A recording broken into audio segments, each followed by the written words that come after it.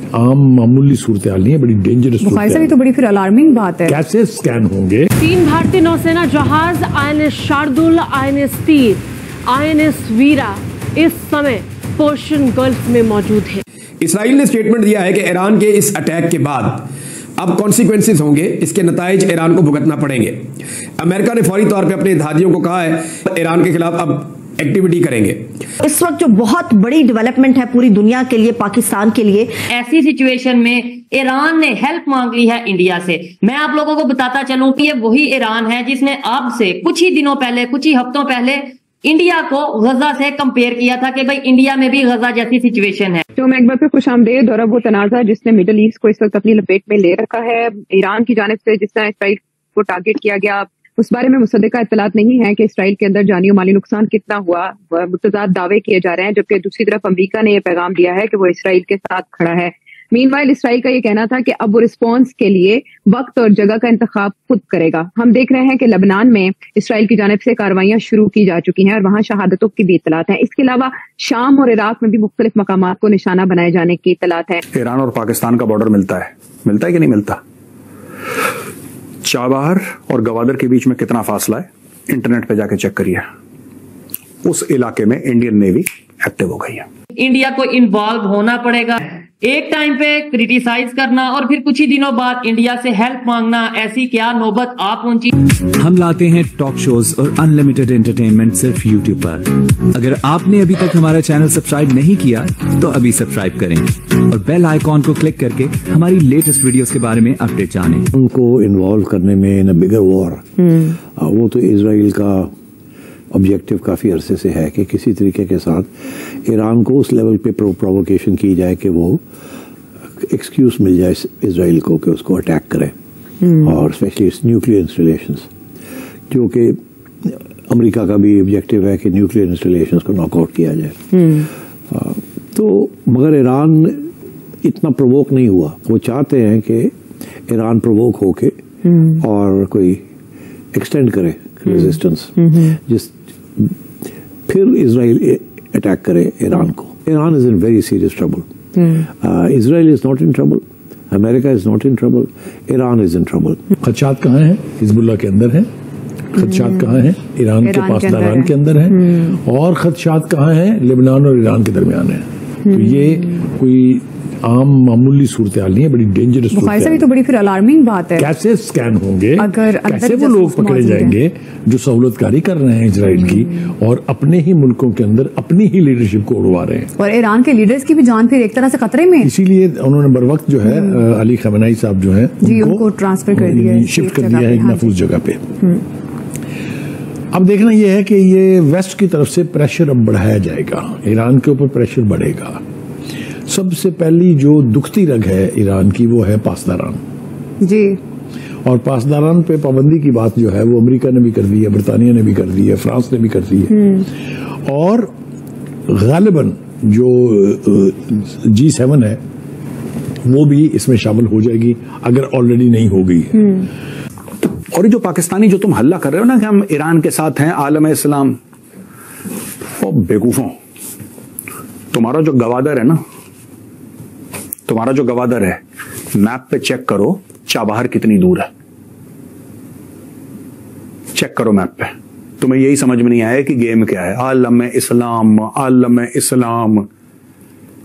मदरसा छापो, तुम्हारे गवादर का गेम बजाने के लिए चाबहार ने जन्म लिया है। ठीक है, ईरान और भारत मिले हुए हैं तुम्हारे चाबहार से, तुम्हारे गवादर का गेम बजाने के लिए। समझ गए? आलम इस्लाम में ये होगा। पैदल कौम है 25 करोड़ की, पूरी दिमाग से पैदल। इनको पता ही नहीं गेम क्या चल रहा है अंदर। एक और बात बता दूं मैं तुम पाकिस्तानियों को, क्योंकि तुम्हें नहीं पता है, अखबार वगैरह पढ़ते नहीं हो तुम लोग।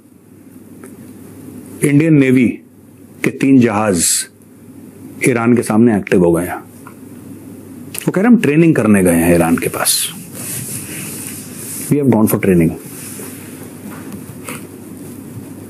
ईरान और पाकिस्तान का बॉर्डर मिलता है कि नहीं मिलता? चाबहार और गवादर के बीच में कितना फासला है, इंटरनेट पे जाके चेक करिए।